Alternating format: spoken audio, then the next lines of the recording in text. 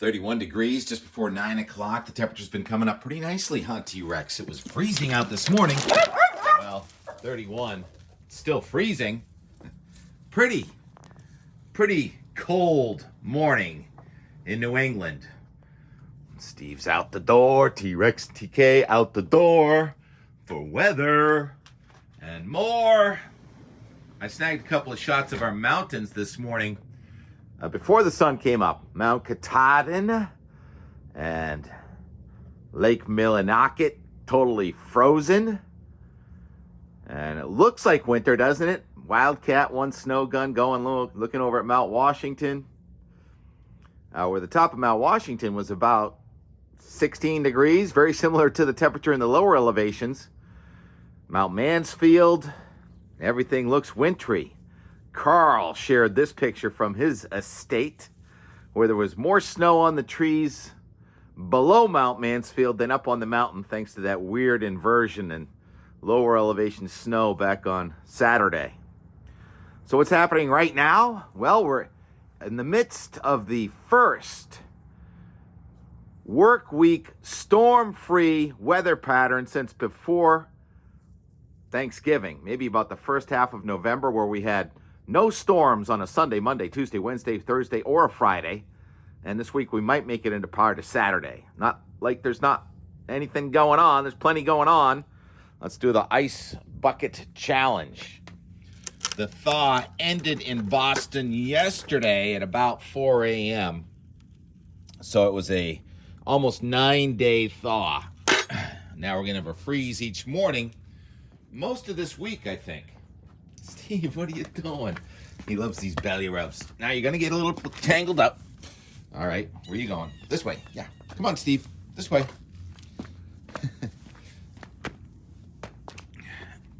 Time out. Time in. Look at the frost. Very heavy frost this morning. And there's a critter path right there. So obvious. Critter goes out of there or comes in there. Walks right along here. Goes back underneath over here. Probably enjoys the worm chow. Real heavy frost this morning. And it's so nice to have some quiet weather for a change. There's the moon. It's called the waning gibbous cold moon. The storms are all lined up, though. Here's the really wide shot from the Atlantic to the Pacific. Gee, the traffic is terrific. Actually, traffic wasn't bad at all yesterday, coming back from the big city. But it's a parade of storms, so we're only going to stay storm-free for so long. There's one out there to our south right now, and that's intensifying storm on the Ocean Prediction Center graphic there. It's chasing a gale out to sea. So there are storms, they just happen to be missing. And then a storm that came into the Baja Peninsula yesterday, California. Yes, Jeff, a Socorro connection. That storm is going into the Gulf of Mexico. This is the one that we thought maybe would turn north. A couple of the models did have it turning north with a big storm here for Thursday and Friday, but now it looks like the cold that's lacking behind in Canada is going to wait until that storm gets offshore, so there'll be no phasing of the Thursday system going off the mid-Atlantic states. Maybe some rain or snow showers. It looks like the cold is left behind. The cold is going to come in pretty much charging Thursday night and Friday. So that's 24 hours delayed from what we were thinking a couple of days ago. All right, put the lower 48. Those are mostly the static images, right, Tim? Yeah, right. There goes our system from yesterday to today, racing out to our south and east. And then here comes this next one along the Gulf of Mexico, very bottom of the map, and that goes off the mid-Atlantic. And then the isobars tighten up. Very cold air, advection Thursday night.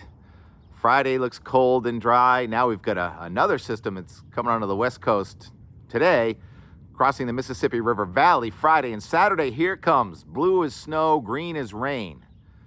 Shows quite the strip of moderate to heavy snow late Saturday, Sunday, into Sunday night. Some parts of the south coast of New England and mid-Atlantic states may snow or rain for 20 hours. If that's a half inch an hour times 20 hours, double digits are possible.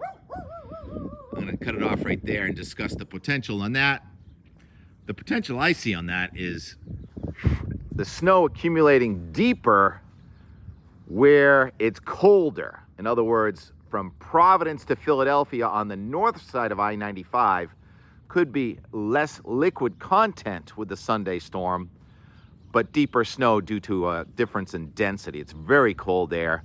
To the north, that's a 1029, 1030 high, and to the south, it's about a 995 or deeper low. So there's quite a temperature and pressure gradient with that system.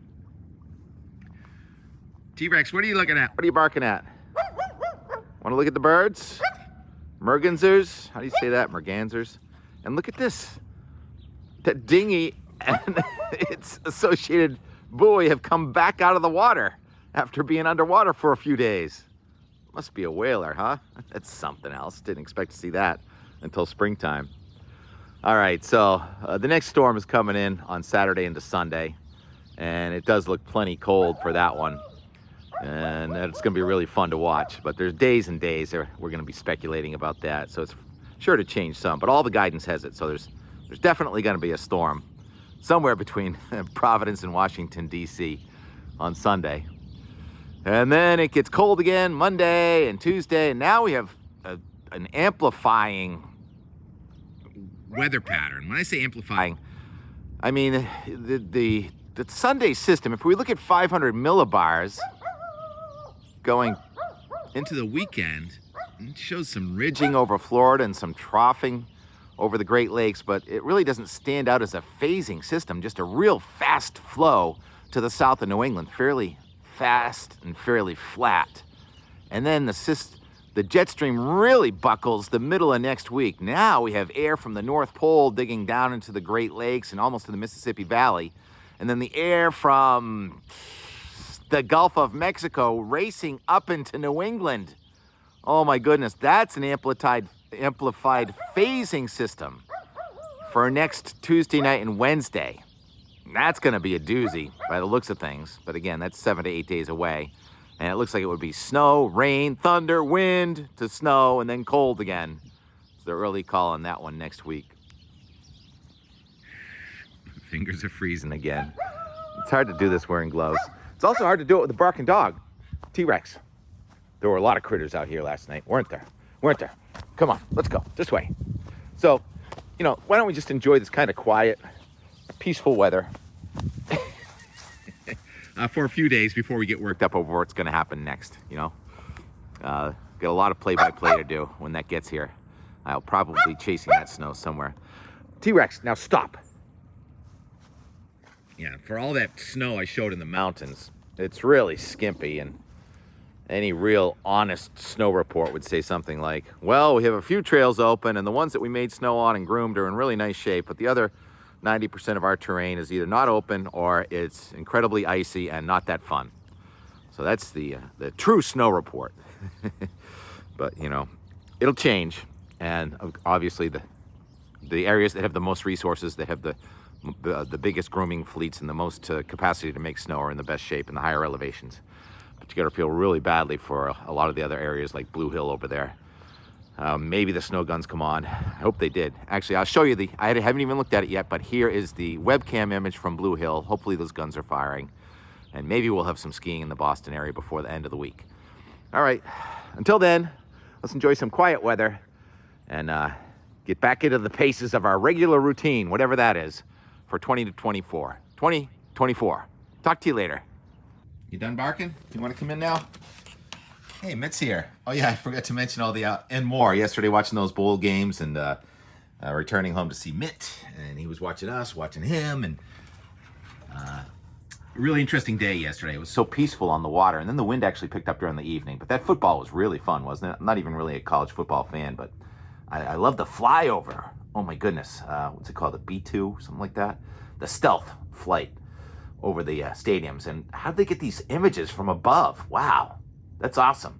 All right, that's the and more. Talk to you later.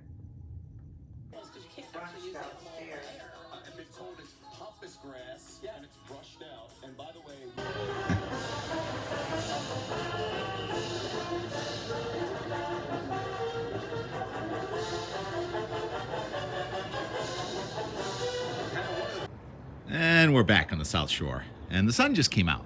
It's been kind of skimpy on getting the sun back out. Hey, Beth. How you doing? Named after the Bethlehem Shipyard. Bethlehem Steel here at the Hingham Shipyard. 35 degrees. It's not going to rain. 2:40 on New Year's Day. It's just feeling like winter again, but so calm. Glassy water. And I forgot to mention in today's Out the Door that the thaw ended in Boston at about 4 o'clock in the morning on New Year's Day. No ice in the bucket right this second, but I think we'll have ice by evening. And there's a slight chance we could get a coating of ice on Hingham Bay in the next 5 to 10 days. Slight chance. What do you see down there? Lots of things. What don't jump. Stop. No. Come on. 34. It says it's raining. It's not accurate.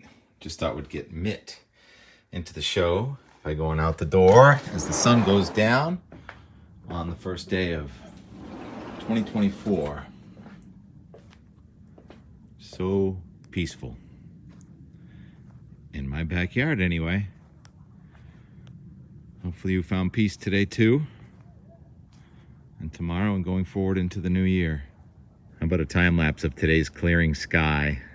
Took about 5 or 6 days, but we finally have a mostly clear sky. May stick around for a couple more days.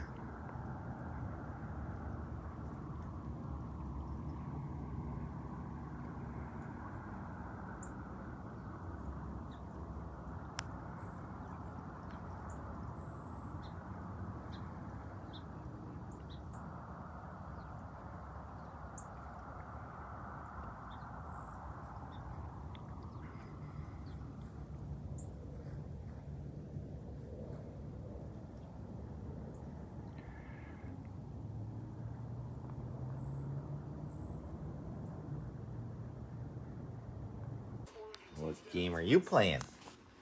Where's that ball?